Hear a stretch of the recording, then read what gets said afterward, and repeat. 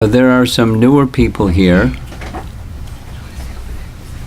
besides people that haven't been attending the other earlier classes, some kind of newer people. So I think I need to give a little background on the topic that I've been speaking on in sequence.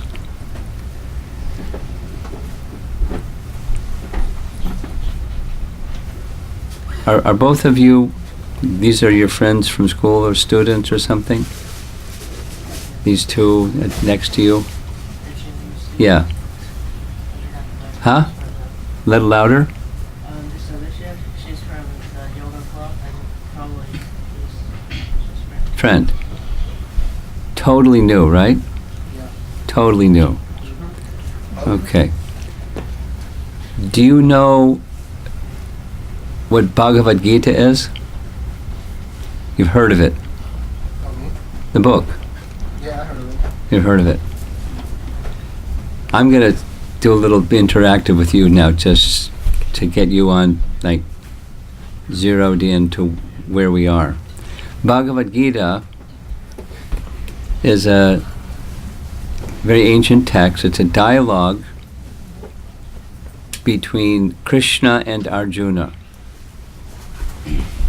And Krishna is the speaker, and the person receiving the message is Arjuna. I'll try to keep it simple. Arjuna is one of 5 brothers, and the elder of the 5 brothers is about to become king. There was a big battle between the cousin brothers over here and the 5 brothers over here, and their armies. Something's wrong with the sound.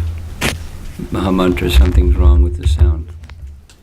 Does somebody know how to fix the sound? Sounds like tinny.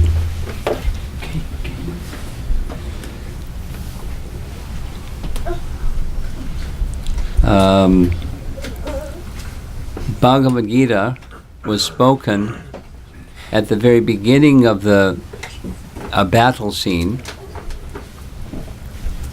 where Arjuna is asking, what's my duty? And in the course of hearing the answer to that question, the yoga system is described. Elevation of consciousness from thinking in terms of I am the body to I am the spark of life within the body. And then processes of knowledge and meditation and practical work or activity such that consciousness comes to the stage of realizing not only I am not the body, but there's another supreme soul within the body, along with me, the individual soul, and a process of meditation upon that supreme soul within the body. It's a meditation process described in Bhagavad Gita, and then gradually evolving to a stage of devotion to that supreme soul, and living one's life in devotion to the supreme soul. That's one's duty. That's kind of like the conclusion of Bhagavad Gita. After some time, the 5 cousin brothers became victorious in this battle. The elder of the 5, his name was Yudhishthira, he became the emperor. There was a big coronation ceremony. Everything was the persons on the battlefield who had given up their lives. Funerals were performed for those people, and the king was feeling terrible. I have become the king at the cost of the lives of so many. What a bad person I am. He was feeling terrible. So they went to see their grandfather, because their father had died when they were young, and their grandfather raised them and trained them and cared for them and took care of them like a father, their grandfather was lying on the battlefield. And the grandfather pacified the 5 brothers. They were looking very sad, despondent. And the grandfather, his name is Bhishma. Bhishma pacified them in so many ways. We discussed this in the previous verses of this chapter that we're reading. And then the conclusion was there's a bigger plan, and that bigger plan is Krishna's bigger plan.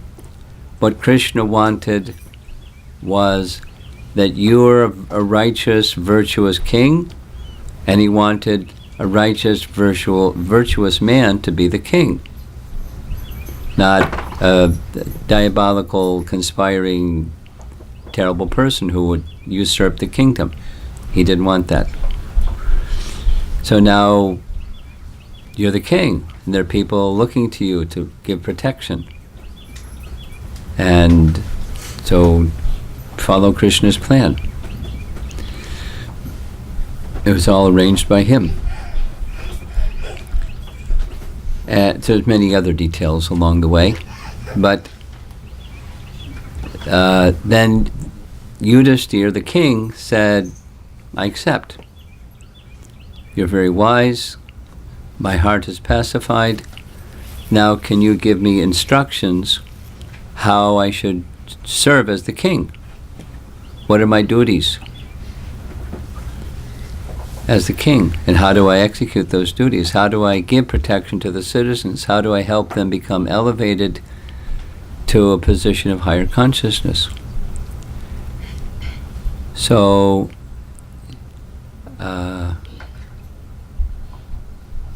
yesterday evening we discussed, last couple of evenings, we discussed the response that Grandfather Bhishma gave to that question. Now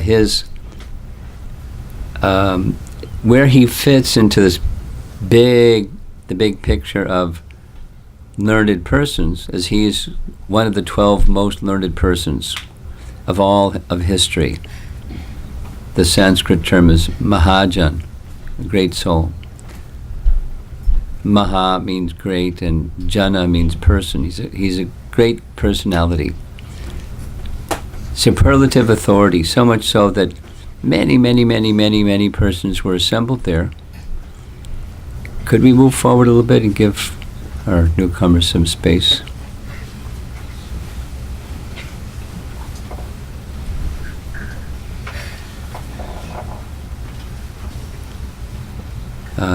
The many persons, thousands of persons had come to hear his words and to be present for his final days before he departs this world.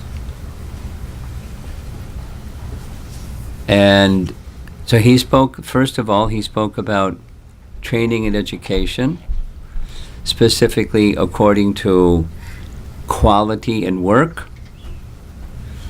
And, from the different social orders and the different occupational orders and divisions of society. The social structure that, according to Bhagavad Gita, Krishna creates. There's natural divisions, just like in the body, there's a head, and that does certain things. There's arms, and they do certain things. There's the torso part of the body that does certain things. And there's the legs part of the body, and it does certain things. And you put those 4 different parts together, and you get a human body. So similarly, there's divisions, according to one's nature, within the world for social divisions. Divisions of occupation, divisions of living situation that matches one's nature. So we heard a little bit about that from this section of the Bhagavatam. Now we're just going to continue. So the speaker, Canto 1, Chapter 9, right?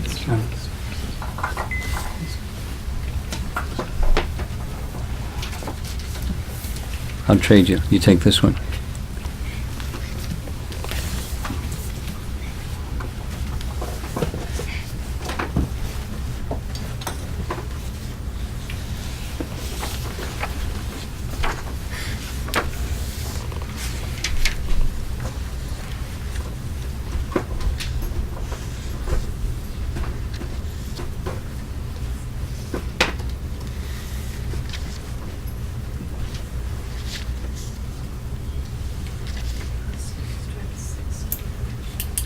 Okay.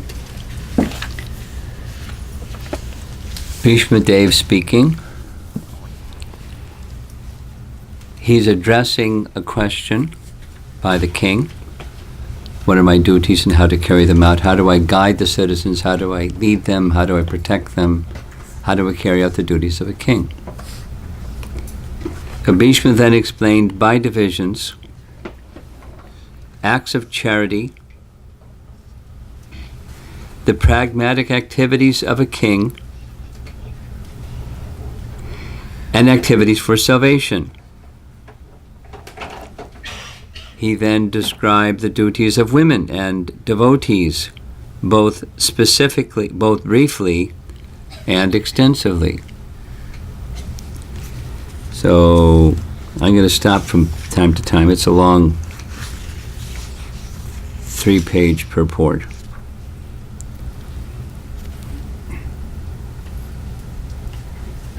Remember, it's the response of what's the duties, because the duty of a king is to see that the citizens are well situated, they're protected, they're engaged in something that's natural for them, and they're not complacent and lazy and idle and causing trouble.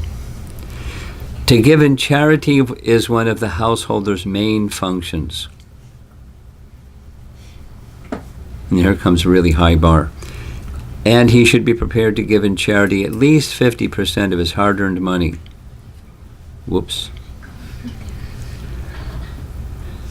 A brahmachari, or student, should perform sacrifices. A householder should give charity. And a person in the retired life or in the renounced order should practice penances and austerities. Those are the general functions of all the ashramas or orders of life on the path of self-realization. And he goes back. In the brahmacharya or student life, the training is sufficiently imparted so that one may understand that the world as property belongs to the Supreme Lord, the personality of Godhead. Now, yesterday we heard, slightly stated differently, but principle pretty much the same. This world is not our home. We're in a foreign place. I mean, whether you're, American citizen or on a visa or whatever the situation is, as far as immigration and, the government is concerned, from the spiritual perspective, this is a temporary place, and we're eternal. And we belong, our home is in the eternal realm. And so a child is to understand it's temporary. We're passing, we're entering here, we're here now, and we're going over there, and it's temporary. And we're to, now the next is to respect the temporary is the property of somebody else. The temporary is the property of he who generated that property. That the source of this material creation is the proprietor of the material creation. There is a source of everything, and everything belongs to that source. It's not our property.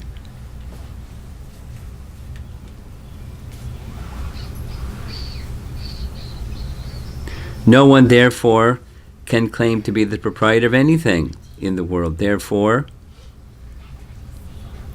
from the student life to the family life, therefore, in the life of a householder,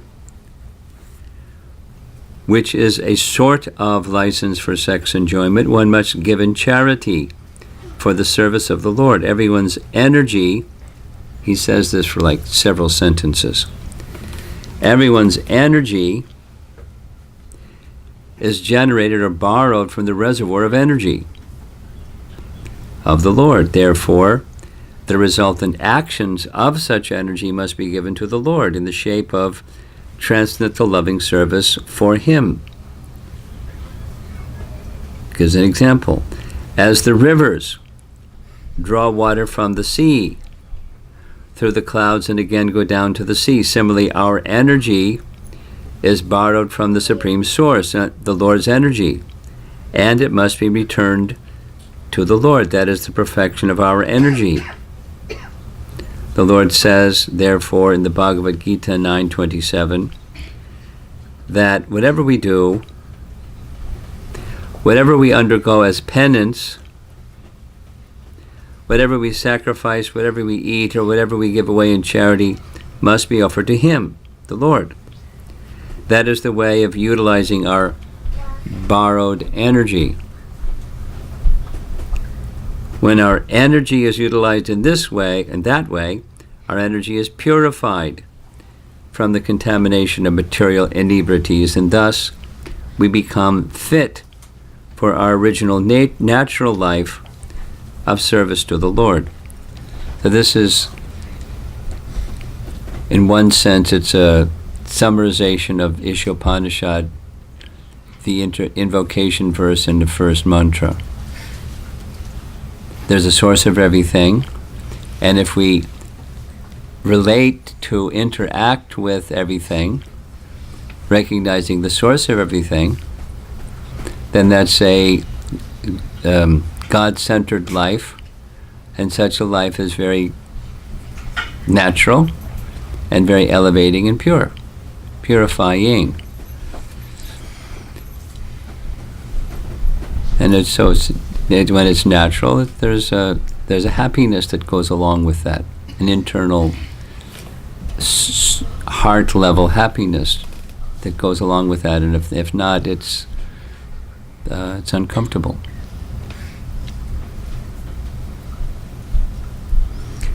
Paragraph. Raja Dharma. Raja means king. So the Raja Vidya or Raja Dharma, or the superlative way of life of a living entity,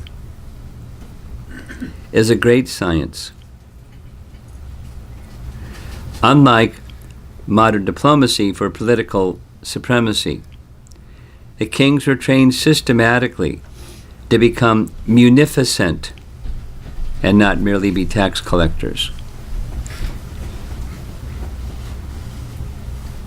They were trained to perform different sacrifices only for the prosperity of the subjects.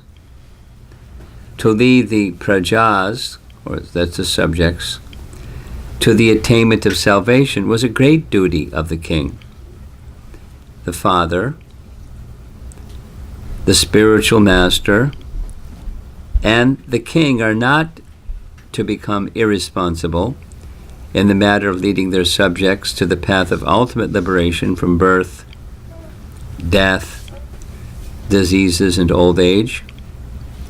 When these primary duties are properly discharged, there is no need of government of the people, by the people. In modern days, the people in general occupy the administration by the strength of manipulated votes, but they are never trained in the primary duties of the king. And that is also not possible for everyone. Under the circumstances, the untrained administrators play havoc to make the subjects happy in all respects. On the other hand, these untrained administrators gradually become rogues and thieves and increase the taxation to finance a top-heavy administration that is useless for all purposes. Actually, the qualified brahmanas, so this is from the previous text, brahmanas are the wise, learned, spiritually elevated guides of society. The qualified brahmanas are meant to give direction to the kings for proper administration in terms of the scriptures like Manu Samhita and Dharma Shastras of Parashara. So Manu Samhita and the Dharma Shastras. These are guidelines or standards, or even more strongly expressed, laws of codes of conduct by which mankind should live. They're just, proper conduct rule or manuals. How to live your life in such a way you're in harmony with laws of nature and in harmony with God. How to practically live your life that way. Very ancient texts. A typical king is the ideal of the people in general. And if the king is pious, religious, chivalrous, and munificent, the citizens generally follow him. Such a king is not a lazy, sensuous person living at the cost of the subjects, but alert always to kill thieves and dacoits. The pious kings were not merciful to dacoits and thieves in the name of nonsensical ahimsa or nonviolence. The thieves and dacoits were punished in an exemplary way, so that in the future no one would dare commit such nuisances in an organized form. Such thieves and dacoits were never meant for administration, as they are now. Doesn't elaborate. Paragraph. The taxation law was simple. There was no force, no encroachment. The king had a right to take 1/4 of production made by the subject. The king had a right to claim 1/4 of one's allotted wealth. One would never grudge parting with it because, due to the pious king and religious harmony, there was enough natural wealth, namely grains, fruits, flowers, silk, cotton, milk, jewels, minerals, etc., and therefore no one was materially unhappy. The citizens were rich in agriculture and animal husbandry, and therefore they had enough grains, fruits, and milk without any artificial needs of soaps and toilets, cinemas and bars.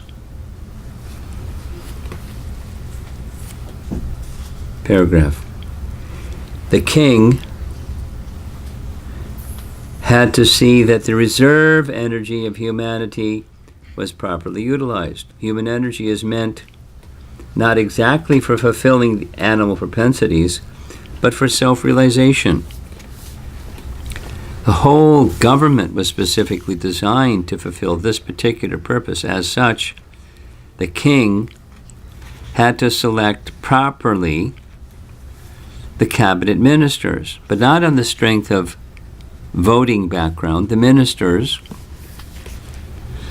and the military commanders and even the ordinary soldiers were all selected by personal qualification, and the king had to supervise them properly before they were appointed to their respective posts.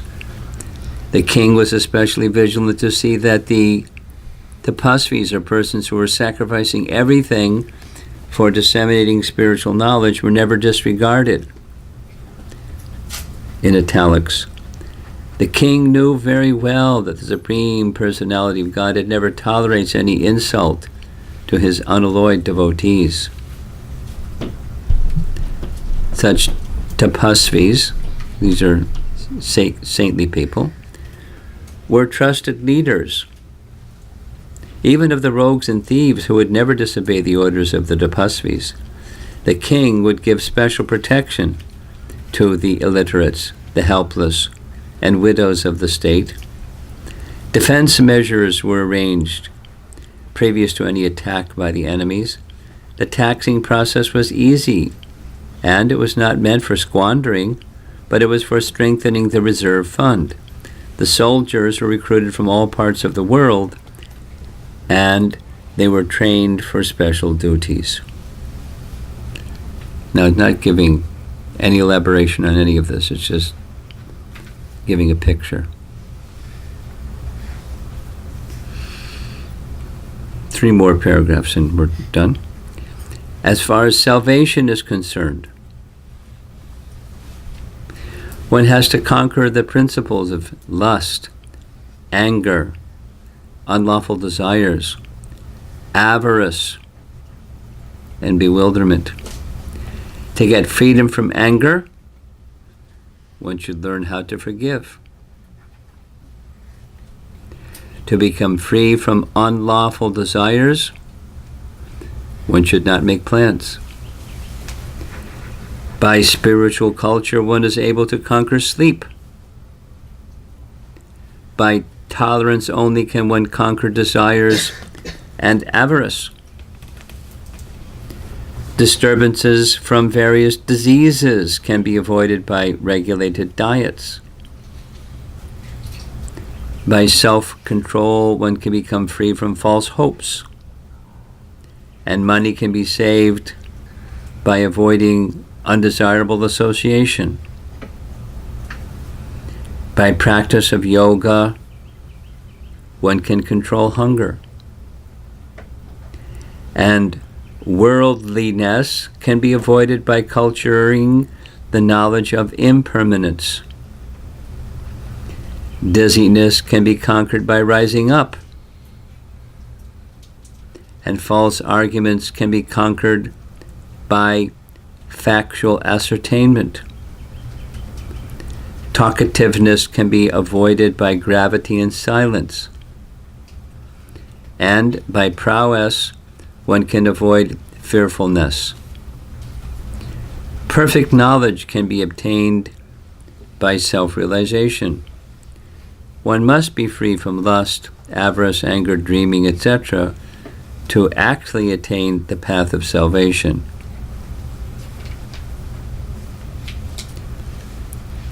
Short paragraph. As far as the women class are concerned, they are accepted as a power of inspiration for men. As such, women are more powerful than men. Mighty Julius Caesar was controlled by a Cleopatra. Such powerful women are controlled by shyness. Therefore, shyness is important for women.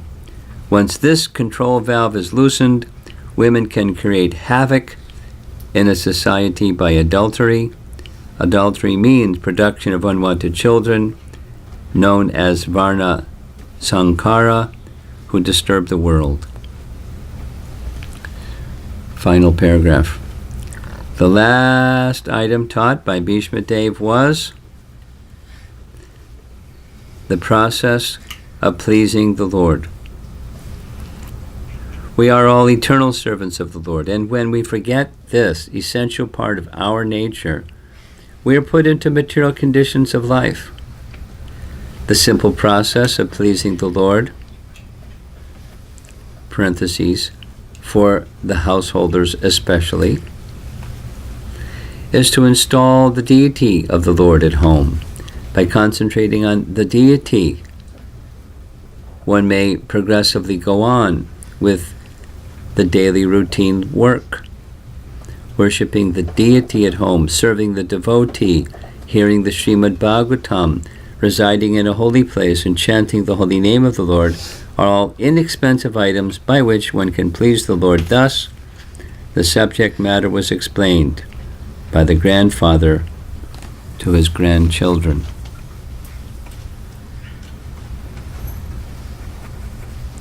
These are very broad topics, not meaning details are not presented. As was mentioned a few verses ago, this description that we've just gone through is a miniature synopsis of something that's far more expanded in Shanti Parva. It's a section of Mahabharata where the same scene is described in details and details and details. Grandfather Bhishma is giving instructions, the duties of a king.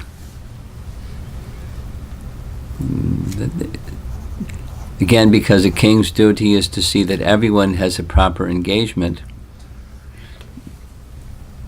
There's no unemployment, in Prabhupada's words. Everyone has something to do. And they're to do according to their nature, and they're to be provided facilities for training how to do according to your nature. And just to see that the administrators are doing their administration, the agriculturists are doing the agriculture. It's a busy job. The brahmanas are doing their brahminical work. And the laborers are well taken care of and provided for with kindness and affection. And they rule in that way. One of the most important principles of ruling is giving people proper engagement. And that requires structures, requires training and education. But if people are rightly situated and happily engaged, immediately it takes care of the problems that will ensue if someone isn't properly engaged and rightly situated.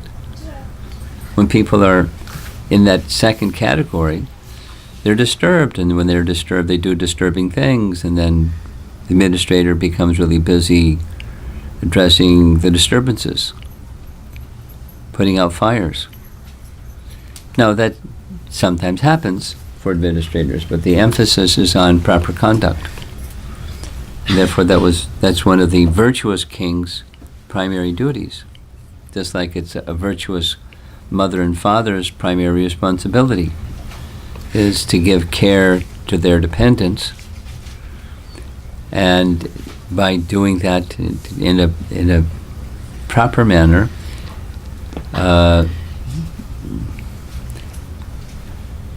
problems are reduced. By reduced, it means that you're in the material world, there's going to be problems. But one learns, as this one paragraph says, how to control anger by forgiveness. So kings were to be forgiving and know when to be strong as needed. So same with anyone, a teacher or a parent or anyone else.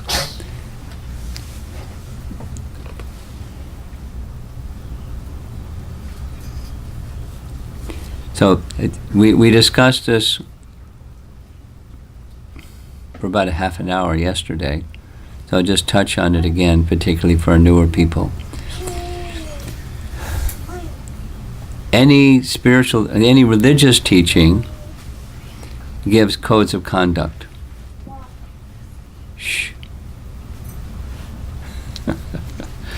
Codes of conduct, how to be properly situated and properly engaged in a theistic manner. And the purpose of that theistic conduct is elevation in this life and attaining heaven in the next life. That religious teachings all over the world have that model. And Mahabharata has that. Srimad Bhagavatam subordinates that model to a higher model. And that higher model is the purpose of that theistic conduct is pleasing the Supreme Personality of Godhead.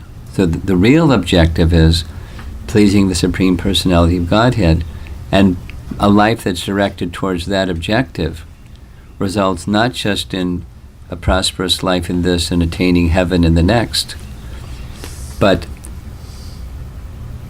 terminating the cycle of birth and death. It's a very key element of the Vedic teaching, Bhagavad Gita and Srimad Bhagavatam, and the whole of the Vedas is the real mission of human life is to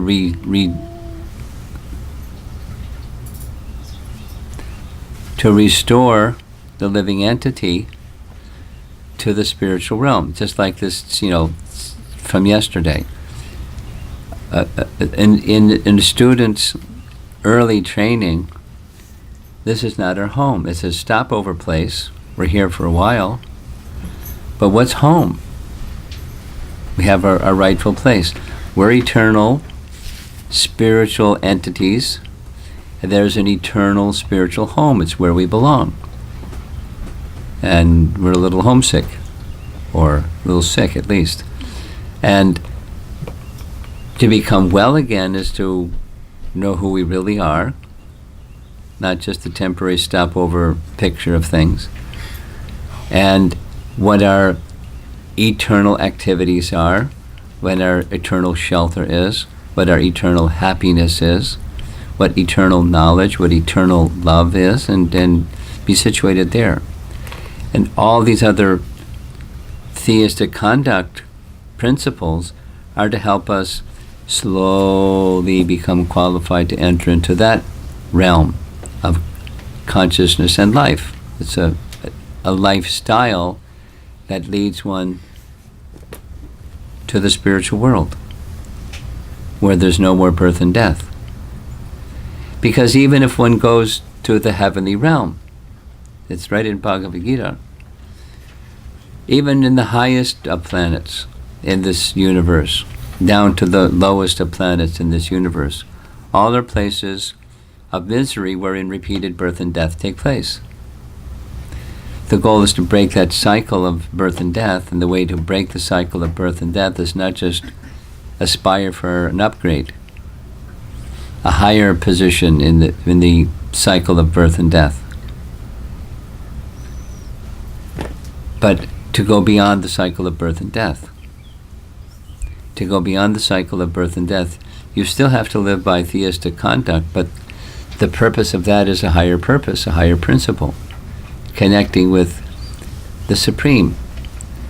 So while we're going to hear, starting tomorrow, while explaining all of this, because he's the grandfather, he's functioning in the absence of the father, because the father of these 5 brothers, the father died when they were very young. So the grandfather, their father's father, stepfather, he fulfilled that function. So here he is on his deathbed explaining to his grandsons how you can fulfill your duties as king, and how you as king can lead your citizens to transcendence.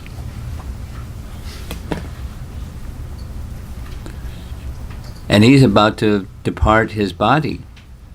From the very next section is he was this grandfather Bhishma, most of you know this, when he was very young, Santanu gave Bhishma a benediction. It's a long story. There isn't time for the long story. It's a wonderful story, but Santanu gave him a benediction that he could live as long as he wanted to. And only when he chose to give up his body, he could give up his body, but at will. And so in chapter 8 of Bhagavad Gita, there's a description of different ways of leaving the body in different destinations based upon those ways that you leave the body. There's another destination that you go to because the soul is eternal, the body is temporary, and when the soul leaves the body, it's going to go somewhere. And depending upon different variables, Mataji, depending upon different variables, the soul is going to go to a different destination. So one of those variables is a yogi who knows how to fix his mind. That's pretty challenging. Keeping the mind that's very unstable and flickering to become very fixed instead. So it takes a lot of discipline and practice and practice and practice and practice. And such a yogi,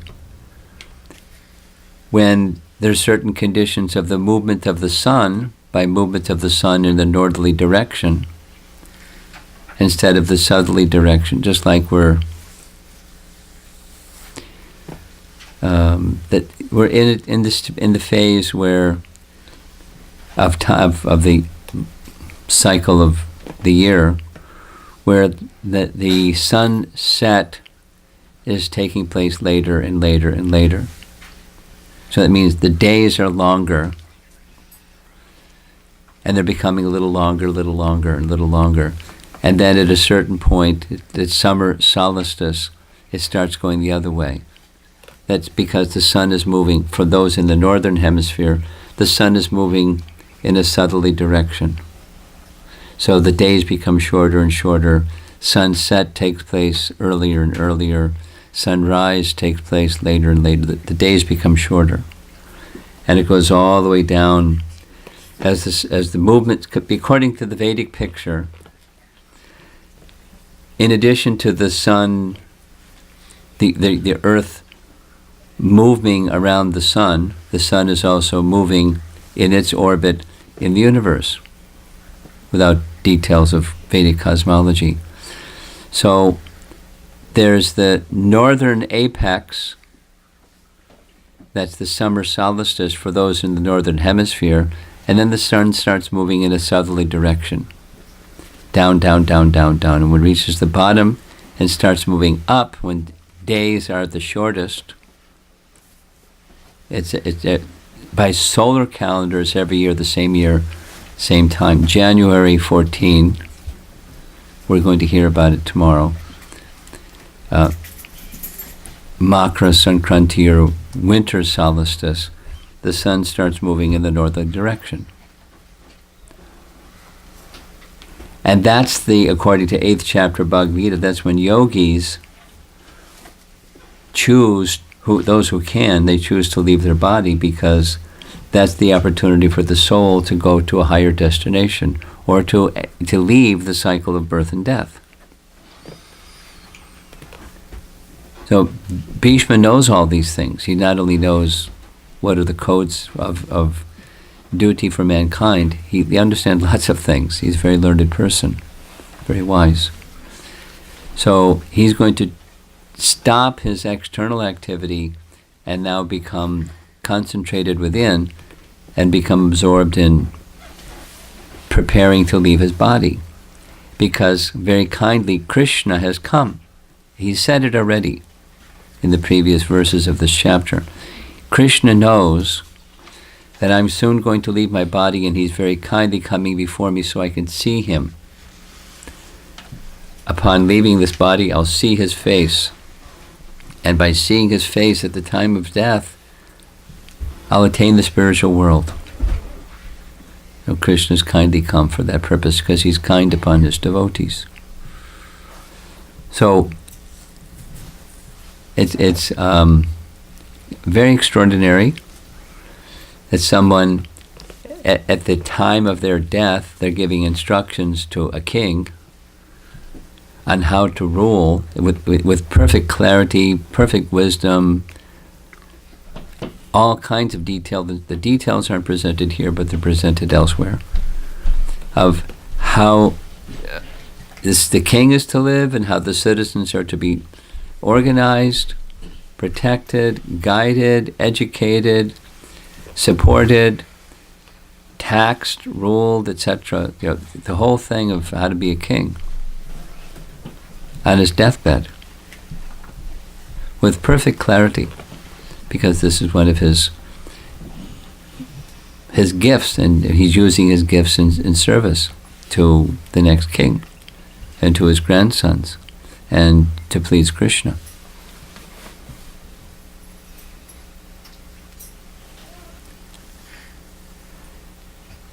Just one other thing, step back a little bit. In this first canto, this section that we're reading is Canto 1 of 12 cantos of the Bhagavatam. So there are many parts of this Canto 1 that are dealing with the duties of a king or the duties of a ruler. And proper leadership is hard to find. Proper anything is hard to find in this age of Kali. But a leader, a good leader, is one who understands what the duties are and how to execute the duty of leadership. Because without good leadership, now in the age of Kali, I'll say it again, there isn't good leadership.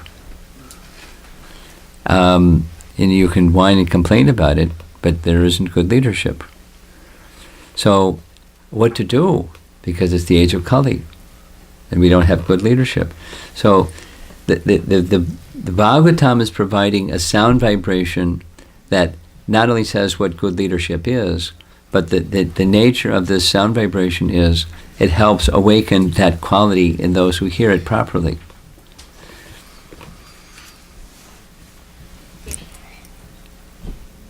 Let's say it again in a different way. By taking an iron rod and putting an iron rod in fire, the iron rod becomes like fire. And eventually it becomes just like fire. Take it out of the fire, touch it to dry leaves, you have fire. Because it's no longer an iron rod, it's fire. It's an iron rod, but it's acting like fire. So it's fire for practical purposes. Similarly, in this age of Kali, the quality of people has gone down horribly, and it continues to go down. So what to do? You can complain, oh, there isn't good leadership. But the Vyasadeva knew, the compiler of the Bhagavatam, he provided that sound vibration that indicates what good leadership really is, what it looks like, and the sound vibration itself is like the fire, putting the iron rod into the fire. And although I don't know if anybody here is going to be, a ruler or a king or an emperor or a government officer of any kind, but in a broader sense, those who are living their lives in devotion to Krishna, each of us has a leadership function to perform, at least in terms of the circle of people we interact with. The others in your classroom at school, or the others in your workplace, or wherever your lives take you. There's a sphere of personalities who you interact with that you have an opportunity to be a leader or an example setter by your words and by your conduct and by your character. And collectively, individually, we're very tiny, but collectively, it can have a significant impact on the world. At different times, Prabhupada would say, some percentage, some few percentage of the world, if a few percentage of the world became Krishna conscious, the face of the world would change. It's not expected that everyone is going to become so devoted to Krishna. Manusha nam sahasreshu kastid yatati siddhaye, according to Bhagavad Gita. Among many thousands of people, maybe there's one person who is interested in higher values of life, truly spiritual values of life. They're seeking self-realization, genuinely. But if a few persons take up this knowledge seriously, lifestyle seriously, it has a very dramatic impact on the world around us. And the world around us is going down. And the leadership is also very, very confused leadership without going into detail. So, Prabhupada discusses it because they don't know what the purpose of life is, and they don't know how to achieve it, and they're leaders. So it's unfortunate. So the message that is being delivered here in chapter 9 is that it's a theme that comes in first canto. It comes later also in equally in detail, but it's just quickly presented again and again, the qualities of Maharaj Parikshit, the successor to Maharaj Yudhisthira, and so forth and so on. It's important. It's teaching us not just right conduct, but it's teaching us through sound vibration how to become qualified like that. The very powerful sound vibration for the elevation of human society. Not just painting a picture of idealism. It's a sound vibration that can carry one who hears that sound vibration carefully, attentively, regularly to that place of consciousness where one's an exemplary individual in the world, despite the world around us being heading in a not good direction. It's good medicine for a diseased condition of society.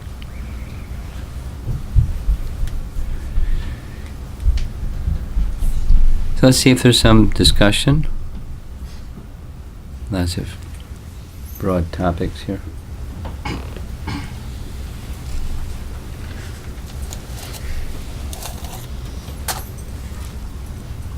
Yeah. Hare Krishna. Hare Krishna. What does it mean to conquer sleep, and what is the spiritual culture that helps us do that? What does it mean to conquer sleep? Well, there's the literal and there's the figurative. Prabhupada, my understanding is that Prabhupada meant both. He himself slept very little, although he did a lot, and I heard him explain. He just became so spiritually alive and felt such spiritual enlivenment from his services to Krishna that he just didn't require as much sleep as the rest of us. So the conquering of sleep in that case is just spiritual energy, spiritual enlivenment, spiritual vitality.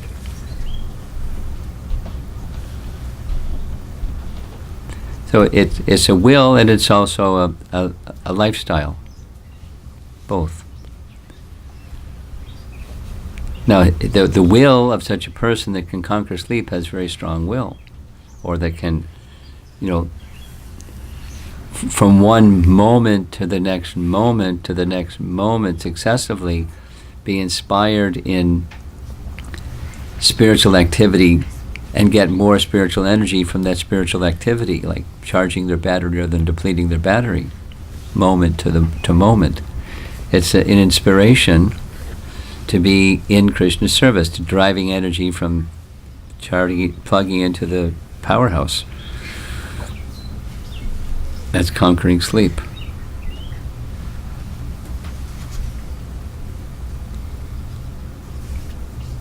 And so it can mean literally or it can mean figuratively. Now figuratively, well, even the literally side, Prabhupada spoke to us, the great personalities, they slept so little, and we should aspire at least to take as much rest as you need so you can function like normally. Don't be sleep deprived, but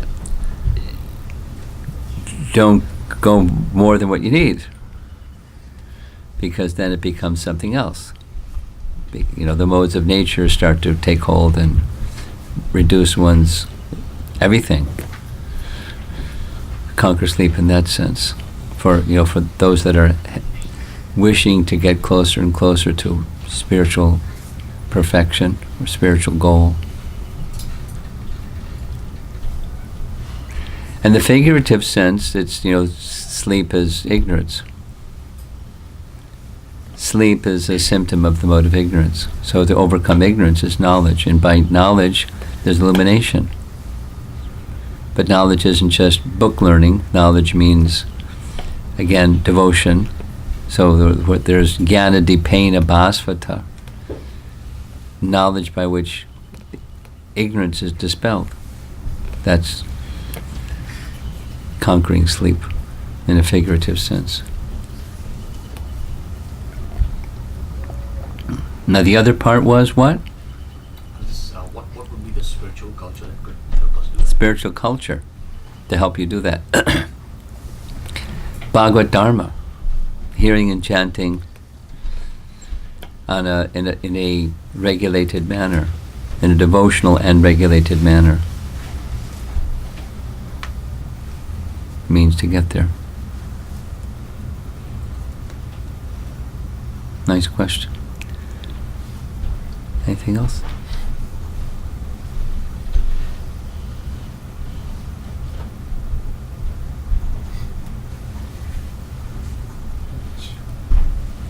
Yeah. These kings are providing this training and education to the citizens. So, in a sense that the citizens are supposed to come to this Krishna consciousness or come to the elevated consciousness. So, like, as I understand that progressively the species, when it comes to humans, we have this supposed to have the highest consciousness. So from humans, whatever consciousness we are in, this education training, does it kind of helps us to come to this transcendental, elevated Krishna consciousness? I'm listening carefully to what you're saying, and I'm not sure what you're asking, but let me say back. Are you saying that you're asking for verification? Training and education that kings are to provide have their Krishna conscious element, and it leads to Krishna consciousness. Is that what you're asking? I mean, this training and education part is, it is so instrumental in bringing the consciousness. So Yes. So, your question is? my question is that it's not natural progression. It is this training and education that actually brings the soul transformation. I'm not. It's like there is a difference between the word consciousness and the word Krishna consciousness. Like when the species are evolving, coming to humans, we say that they have evolved consciousness now, and then that evolved consciousness needs to be used in this training and education so that they can become Krishna consciousness. So you're focusing on the distinction between evolving of consciousness and the distinction between that evolving of consciousness that comes about by nature and Krishna consciousness. Yes. And that Krishna consciousness carries one beyond the evolutionary type of evolving consciousness to another platform. That's what you're asking? Yes. Okay. So what you just said is is another way of saying what I was trying to say earlier. That is to say, yes, the training and education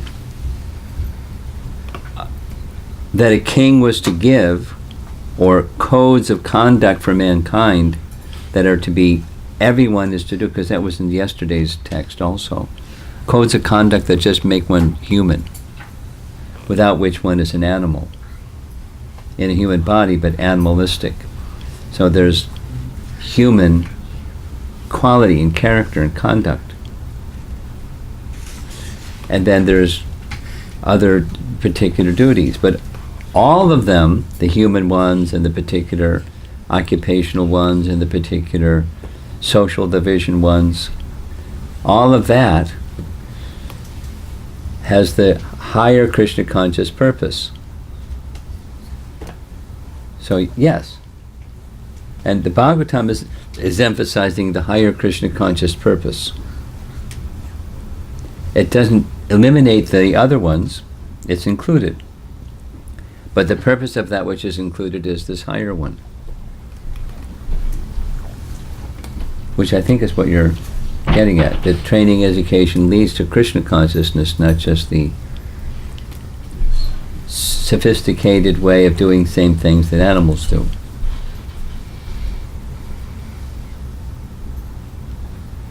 How can we establish that the Krishna consciousness is like the highest consciousness? How can we establish it? By doing it. Yeah, we understand, like we feel, we see some examples and we kind of... Yeah, that's what you're saying. By examples, then you're doing it.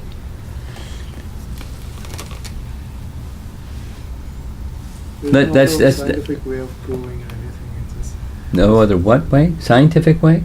there are scientists like Prabhupada disciples trying to always give, but it doesn't really work in a way. We have to experience. I don't understand what you're saying. Do you understand what he's saying? Not exactly. Am I just like missing the signal and someone else is getting it?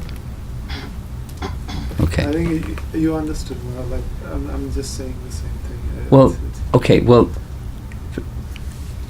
let's take the word scientist. Just today, I was listening to a morning walk conversation in Bhubaneswar, and Prabhupada was 3 times during that same morning walk giving a lifelong service to Srup Damodar Maharaj. Now you're in charge of this. So, you know all, because Srup Damodar Maharaj was saying, scientist, da-da-da-da-da, scientist, da-da-da-da-da. He was, repeating this, I even forget what the term was, but some professor came out with this, coined a term and got some notoriety for the term, which was logical inference, I think, or something like that. So Prabhupada was saying, showing where the holes were in the bucket. And Srup Damodar understood where the holes were in the bucket, because he was saying it was so illogical. And Prabhupada was saying, so this is your service. These people are misleading. They use big bombastic words and use their titles and degrees and their gift with words to have people impressed with something that's so silly and misleading. So your service is to show where the defect is and give them another model. The model of sensible, Krishna consciousness, receiving knowledge from a proper authority. And he just kept repeating, the same standard examples. There's no experiment to find out who your father is. You ask your mother.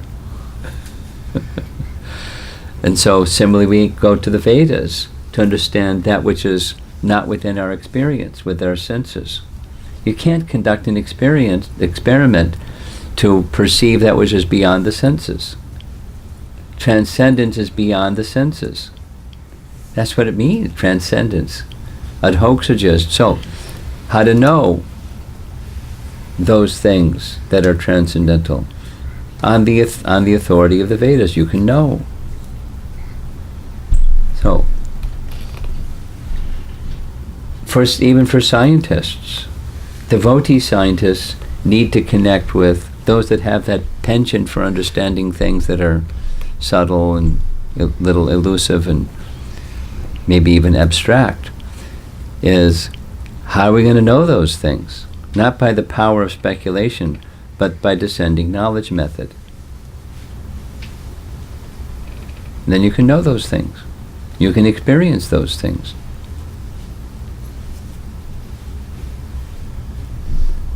That's spiritual training and education.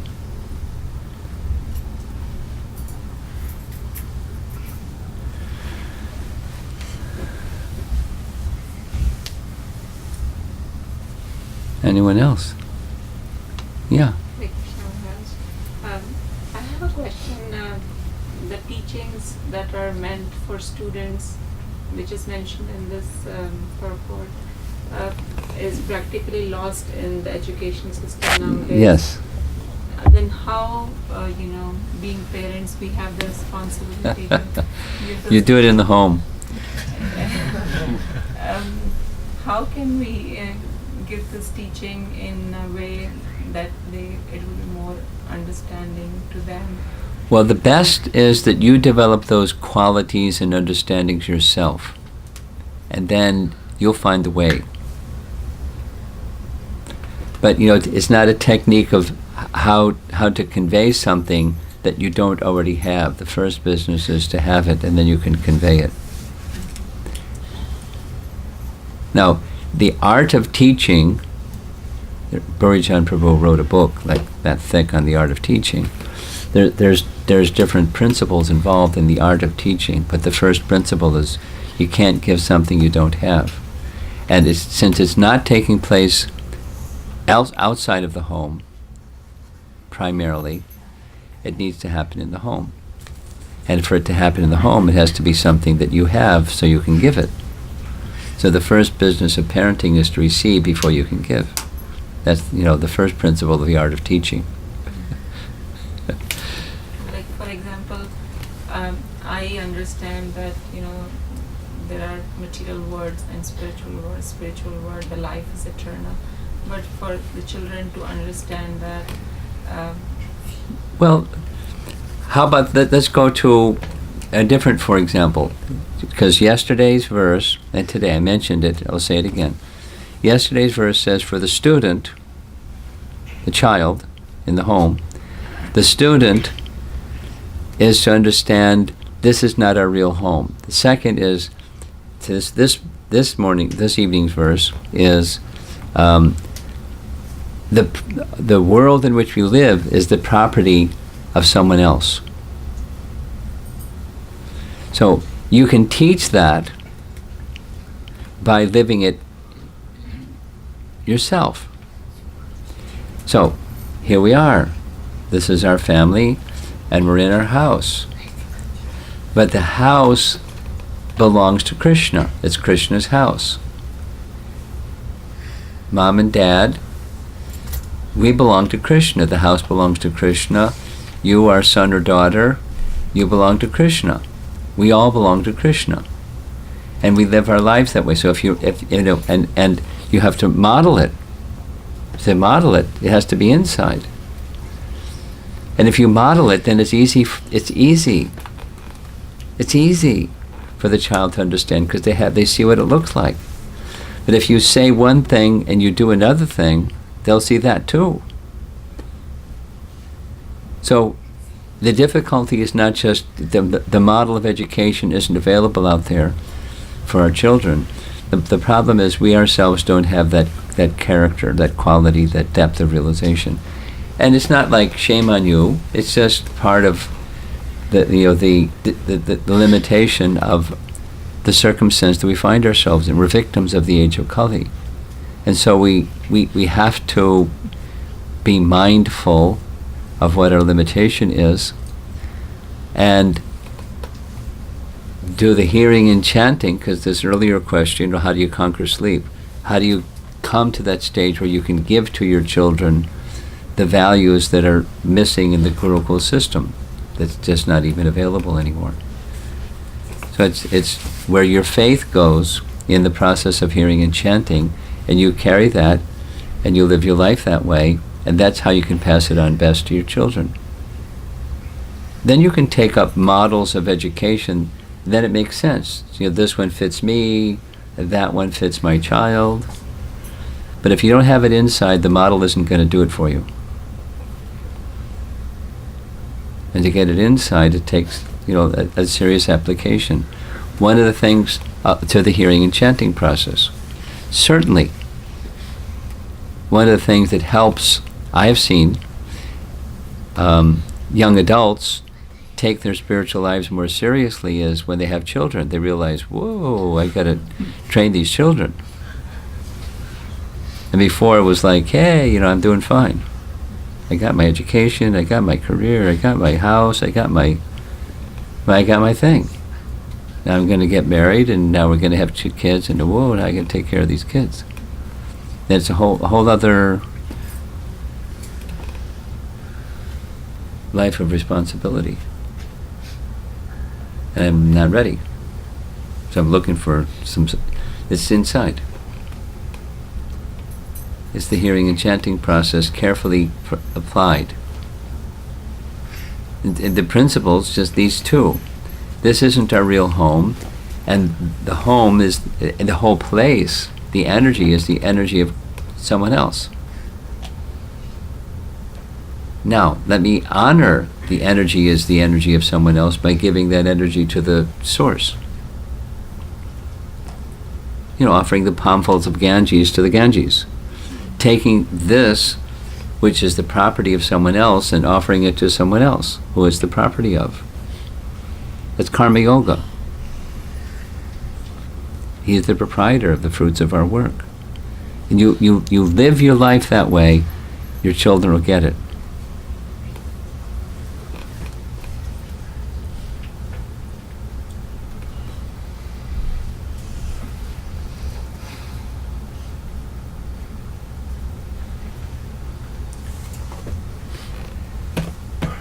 Yes. Reading scriptures aloud, is that superlative according to scriptures or our acharyas? Is reading scripture aloud superior to what? Is it superlative to reading just with silently? Silently, according to scriptures or according to our acharyas? According to, what was the last part? You mumbled it. Scriptures are our acharyas, like Shastra, according to Shastra or sadhus like that. If you can read aloud, read aloud. If you can read silently, read silently.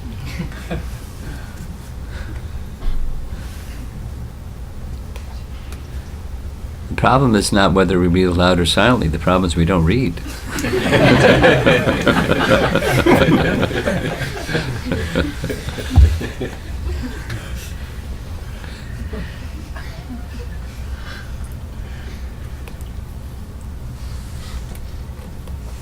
Anyone else? Ah, yeah. I have a little bit speculative question. Uh-oh. Thank you for the preamble. Guru Maharaj, we spoke about the presence of Supreme in heart and this lecture. And Krishna says in the Gita also, the self-realized person sees everything in me, see me in everything, and also see everything in me. Mm-hmm. So I would like to, what does it really mean? For example, It means different things. And yet there's not only one cookie cutter answer and everything else you get an F. for example, in our, say, conversation right now, how do I feel? No. Well, that's a good starting point. Krishna's in everything. Krishna's in your heart, and Krishna's in my heart during this conversation. Krishna's in the pillar. Krishna is within every atom. Krishna is everywhere. In his Paramatma feature or Shirodakshay feature, he's everywhere. He is within everything. As we're having our conversation, he's within the elements because the elements are his. That's another layer of how he's everywhere. He's everywhere by his energy. There's the sound, and sound is an energy, and sound is carried in ether, and that's an energy, and the thing that's making the sound is a material element, the tongue, and the vocal cords, and the air, and those are all. So Krishna is pervasive by his energies. He's pervasive by his Brahman feature, as we're sitting here. So there's a third.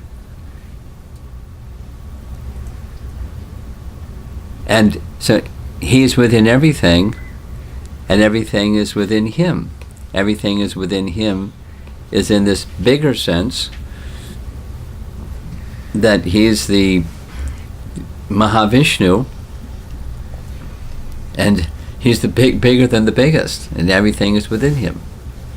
And he is this feature. So now my little binary processor, this mind, can't accommodate all of that. I can think about one of them or another one, but my little mind cannot process that moment to moment in practical terms. So how am I to experience or live my life in harmony with Krishna's teaching in this regard? So it's by devotion. And by devotion, I can see the pillar, I can see you, I can be at least in a moment thoughtful of it's the sound of air passing through the lungs and the vocal cords and going out and making a sound and saying words, and that's how it's getting, that's the transmitter instrument. But the real essence is the spirit, or the will, the intention or volition of, I want to be in service to Krishna. It's like a little bit like his question or comment or whatever it was about Krishna consciousness as opposed to consciousness. So there can be information conscious and there can be Krishna consciousness. So a scientist is largely information conscious. And they have a capacity, they have a gift to be, understand details and details and details and details and details that an ordinary person isn't trained to understand. They can understand. They're a scientist. So that's an evolved state of information technology, but not Krishna consciousness.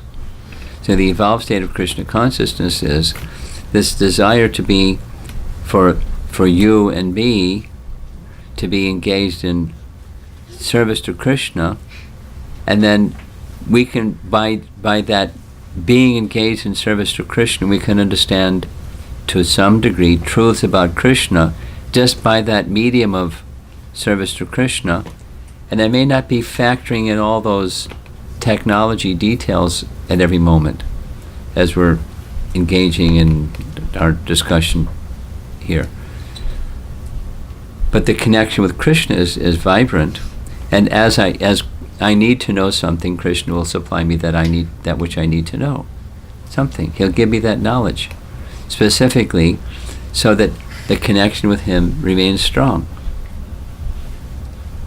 And when that connection with him remains strong, I go to him. I stay with him in moment to moment, and I go to him after the body is finished. That's the Krishna conscious trajectory. And I know what I need to know.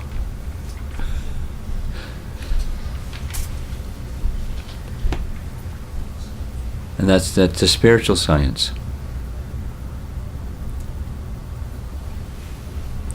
Is that on target with your question? Yes. So we become really, and it's really not in the sense that you see presence of super soul, like what has been described in Srimad Bhagavatam. Yeah.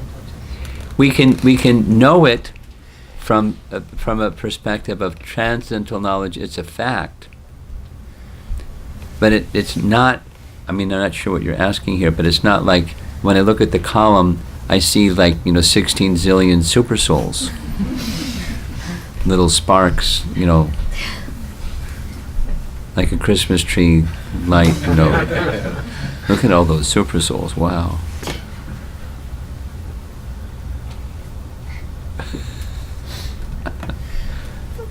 All right. Yes. Hare Krishna Maharaj. Bhagavan says in Bhagavad Gita, all the living entities in the whole universe lives inside me. That's her question. Yeah. And I don't live in them. Because he has his Krishna Loka. Okay. There are different features of him. He has many different features. So So, when Avatara comes, yeah. will Bhagwan lives in that Avatara? When the or avatar comes, is then it what happens? Is it a Maya? Is it kind of... Are you clear what you're wanting to ask? Because I'm not. Huh? When She's asking when there's an incarnation that comes, is the Lord, is the Supreme Personality of Godhead in the incarnation, or is it an illusion? is What do you think?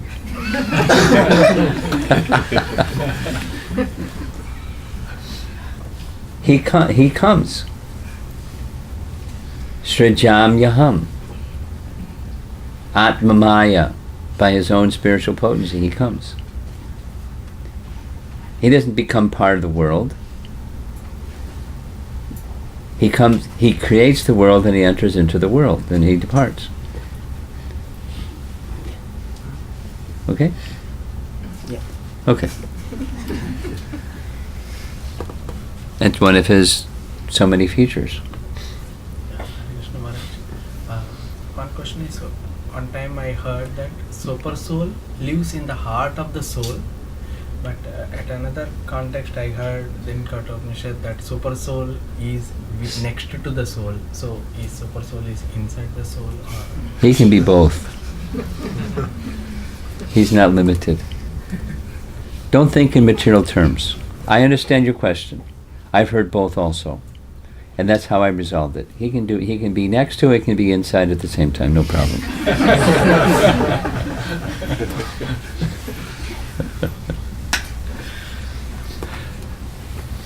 Yes. So, few years back I was learning pranic healing in India. Learning which? Pranic healing in India. That's Pranic. Pranic healing. Pranic healing, okay. So they feel that they say that the soul in us is directly connected to the super soul, and then when the connection got disconnected, that's when the person will, they say like the person will die. Really? That's interesting. It's not in the Vedas. So that the pranic healing is a practical way.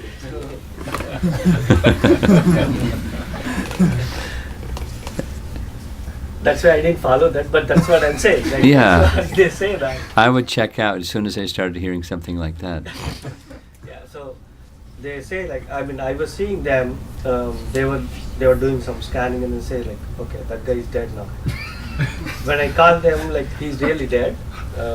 I don't know how they were able to really scan, but as per the conversation, they say that when the connection between the soul and super soul is disconnected, then they say that the person is dead. Okay, so now you're making a statement. Well, besides I don't accept it, what would you like to hear from me? No, I don't accept, but I wanted to understand really like, is there No if such thing. disconnect happens? No such thing. Mami Vangsha Jiva Loke Jiva Bhuta Sanatana.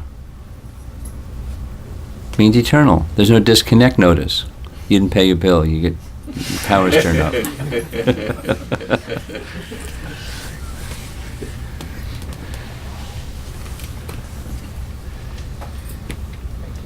Shruti Smriti Puranadi Panchra Trikividhim Vina Aikantiki Harer Bhaktir Utpataya Vikalpate. This is a Rupa Goswami statement that says, when statements are made like this one, without reference to the Vedas, the different divisions, then it's just a disturbance. Utpataya Vikalpate. Interesting, but disturbance. And people following it and doing whatever they're doing.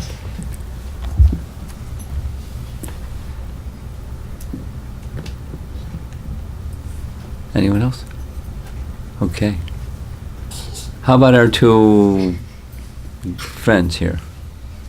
Anything? You mentioned the Kali Yuga. Isn't there like a time frame? Yes, it is. So 427,000.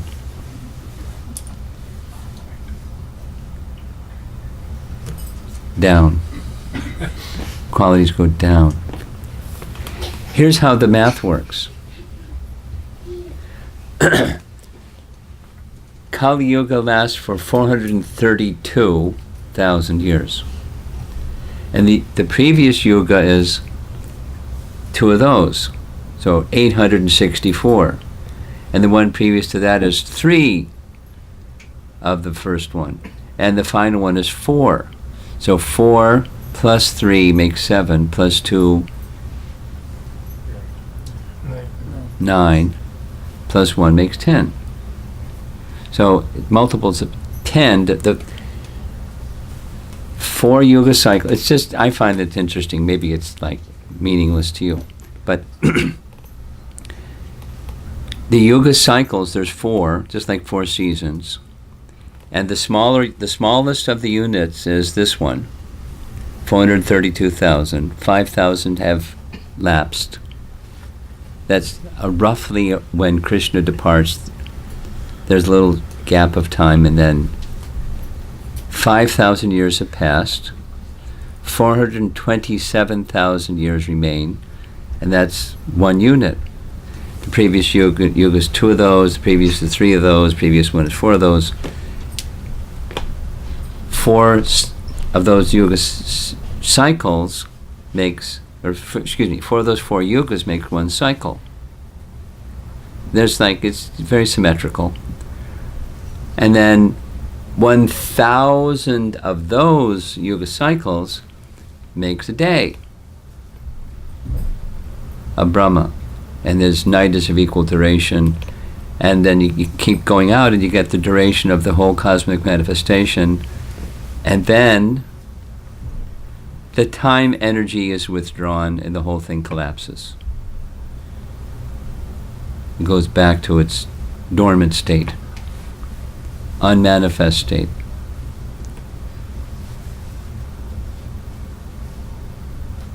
And then for equal duration, and then it goes back again. Here comes the time energy, boom, boom, boom, boom, boom. And now the whole thing starts the yuga cycles again. So the one that we're in, Kali Yuga, span of time, as you said, 427,000. And then what happens at the end, this is, I was in Phoenix, Arizona. It was a little warmer than here.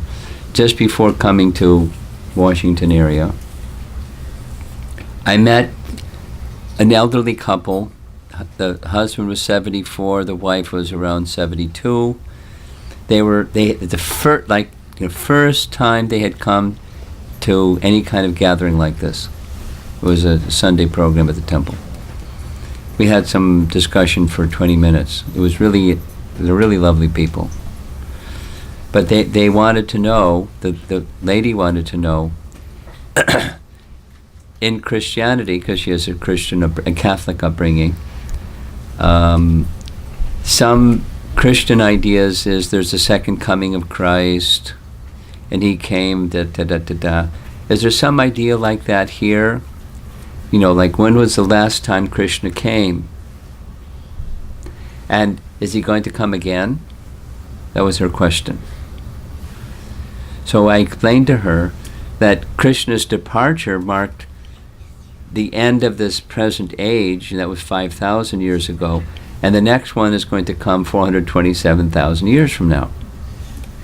And what that one does, at the end of this age of Kali, he wipes the slate clean, all living entities become liberated, and then we're way back up to the age of goodness,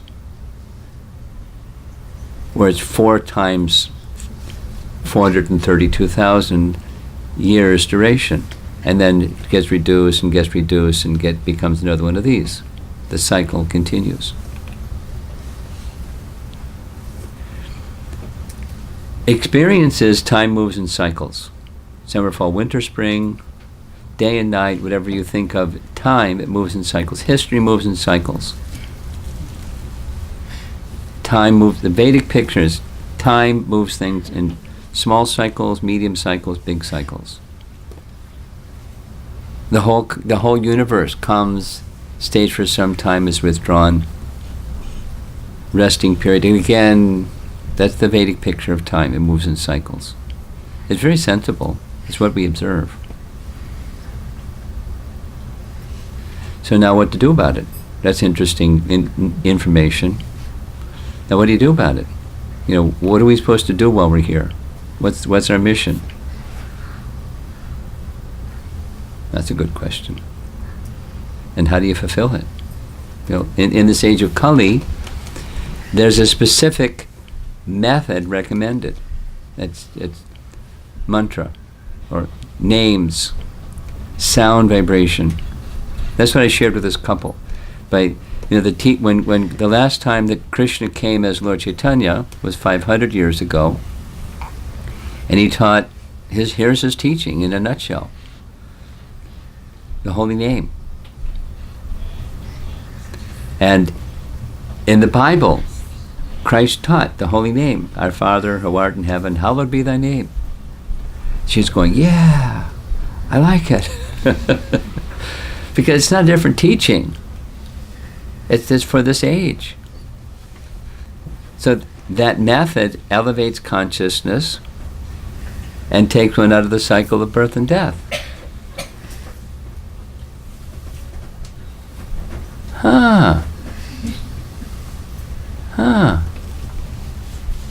Some friends.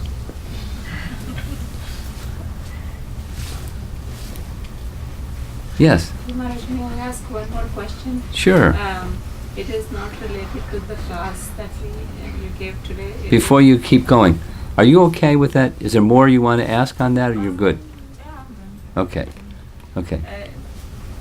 So in Bhagavad Gita, Krishna says that whoever understands, he says that my birth and my actions are transcendental, and whoever understands it completely doesn't enter into the cycle of birth and death again. Yes. So my question is that understanding Krishna's birth and activities, is it by scriptural means? Both. And also a realization? Both. Not separate. Don't break the two apart.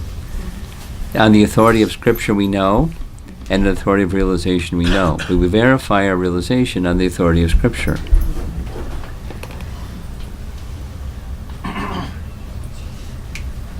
Okay? Okay.